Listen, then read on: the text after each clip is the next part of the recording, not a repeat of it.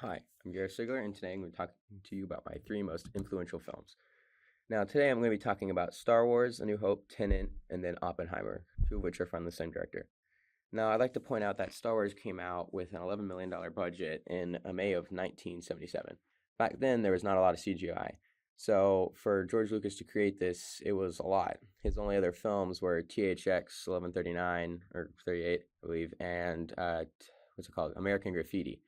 So, for someone who has not done much, especially in the 70s, without CGI, trying to make this big budget movie for $11 million, it was a big gamble. And he's worked under Spielberg before on some of his films in Shadows, so he has an idea out of film school, but it was a big gamble. And as you can see, some of these things they've created for the movie are all from miniature models. It's what they did for a lot of these 70s and 80s movies.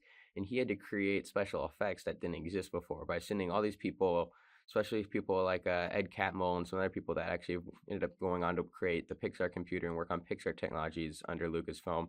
A lot of stuff they used on Indiana Jones, all these special effects they've created in-house at Lucasfilm. He just hired a whole bunch of people and nerds in the 70s in Silicon Valley and put them in a room and gave them some money and said, figure it out. And there's even a shot in the asteroid field, I believe it's either A New Hope or Empire Strikes Back, where there's this asteroid belt in the background, which was all, a practical effect, but you can see a shoe flying in it. And it's because they've spent so much time on this that they actually got mad and threw their shoe at it, but it ended up making it in the take. But it's just small things like this. You see how real and practical they do make everything. He had an idea and he said, make it happen. He didn't just say, oh, it doesn't exist. He invented cameras and rigs to make this thing happen, and the tech that he used would just didn't exist. So it's just a fun thing, and it has always inspired me to try to make something and figure out how to make it happen. Not, oh, I can't do it, I don't have the technology. It's so different from everyday life, and it distracted me from the reality I'm in. Gave me something to root for. So I consistently use this story and the universe it's created to inspire me to make something amazing. I mean, especially for $11 million budget, it's pretty good. Now, George Lucas isn't my only favorite director. My second favorite, actually, if not first now, is Christopher Nolan, who created Tenet.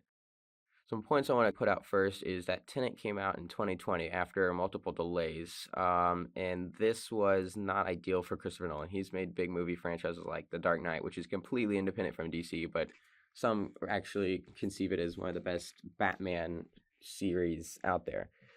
He's also made Inception, and he's made a whole bunch of other like very intricate movies. He's made Dunkirk, which was one of his more recent ones. But with the soundtrack, which was the main part of it, a lot of people hated on it, and they started calling it a cult classic afterwards because even though it came out in COVID, a good chunk of people did see it.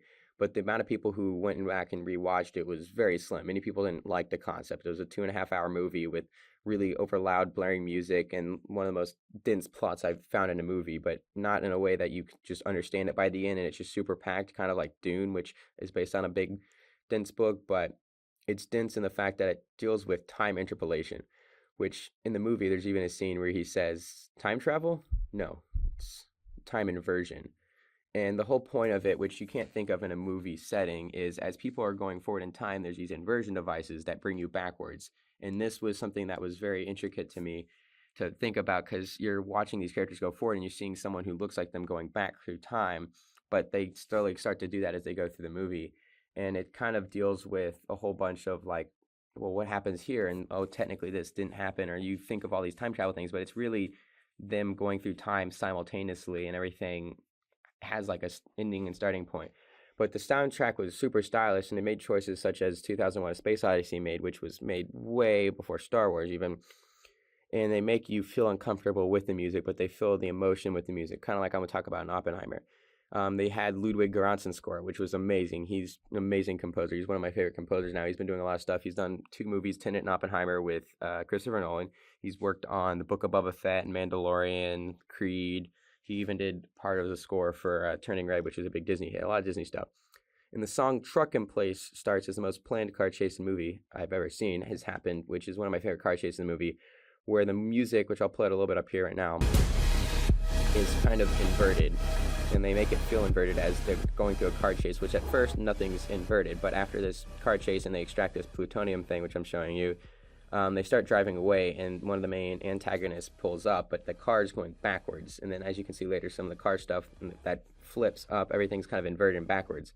they explain a whole bunch of physics and how things would work inverted, and it's really cool because they tie it all up. And you have to see it a lot of times to keep understanding layers. I've actually seen it for the third or fourth time a couple days ago, and it just finally all kind of made sense in a larger scale. But this has inspired me to like not be afraid of dense movies.